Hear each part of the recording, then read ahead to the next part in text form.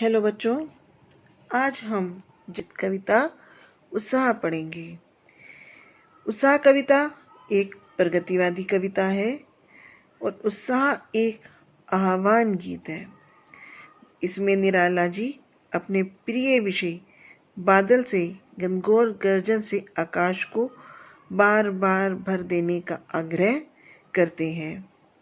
बादल बच्चों के काले घुंघराले बालों जैसे हैं। कवि बादल को बरसकर सबकी प्यास बुझाने और गरज कर सुखी बनाने का आग्रह करते हैं।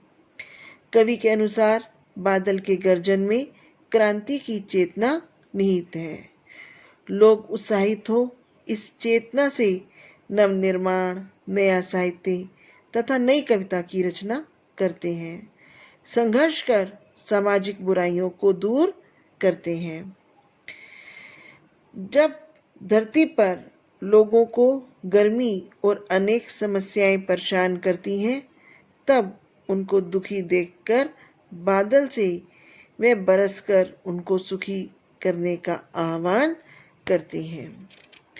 बच्चों, इस कविता को हम आरंभ करते हैं। बादल गरजो। कवि कहते हैं, अरे ओ बादल, तुम संपूर्ण आकाश को घेर कर घनघोर गर्जनाओं के साथ उमड़ घुमड़ कर गरजो। घेर घेर घोर गगन धराधर ओ ललित ललित काले घुंघराले। कवि कहते हैं कि तुम उमड़ घुमड़ कर बरसो, धराधर बरसो, तेज वर्षा के साथ बरसो। काली घटाएं घिर घिर कर आकाश में तेज धार के साथ बरसें। ललित ललित काले घुंघराले। काले बादलों की तुलना घुंघराले बालों से करते हैं। उनके अनुसार ये घनघोर घटाएं मानो मन की कल्पना से पाले गए घुंघराले बालों के समान हैं। बाल कल्पना के से पाले अर्थात बच्चों की कल्पना के समान है। विद्युत छवि उर्मी कवि नवजीवन वाले। बादलों के हृदय में विद्युत बिजली की छवि छिपी हुई है। नवजीवन वाले, नया जीवन प्रदान करने वाले, क्योंकि बादल जो है उनका पानी है। वर्षा जो है हमारे जीवन का आधार है। व्रत छिपा नूतन कविता फिर भर दो। तुम्हारे हृदय में कठोर व्रज के समान जो बल है भरा हुआ है। तुम फिर से एक नई कविता की रचना कर दो। बादल गरजो।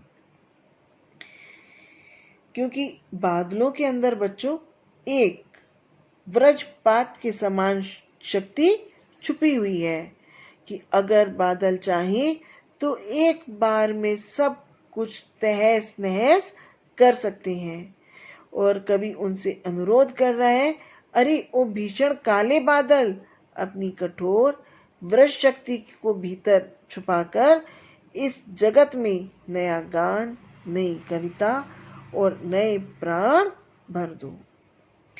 विकल विकल उन्मन थे उन्मन।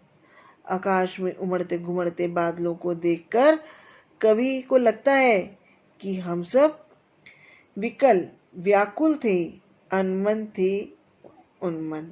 हम सब अनमने से हो रहे थे, बेचैन हो रहे थे अंदर से। विश्व के निधाक के सकल जन, इस विश्व के सभी लोग अनमने से हो रहे थे। आए अज्ञात दिशा के अनंत के घन।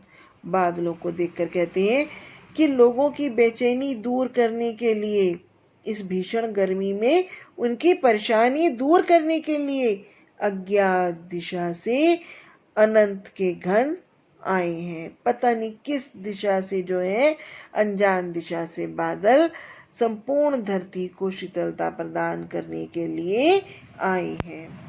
तप्त धरा जल से फिर शीतल कर दो।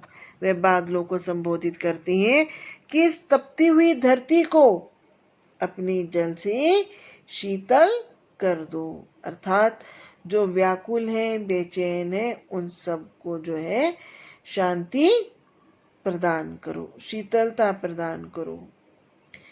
इस कविता में कवि ने संस्कृत और तत्सम शब्द जैसे विद्युत, विकल, निदान, अज्ञात, अनंत आदि शब्दों का प्रयोग किया है। सारी कविता खड़ी बोली में लिखी गई है। संपूर्ण कविता घेर घेर घोर में अनुप्रास अलंकार है। घेर घेर ललित ललित और विकल विकल में पुनरुक्ति प्रकाश अलंकार है।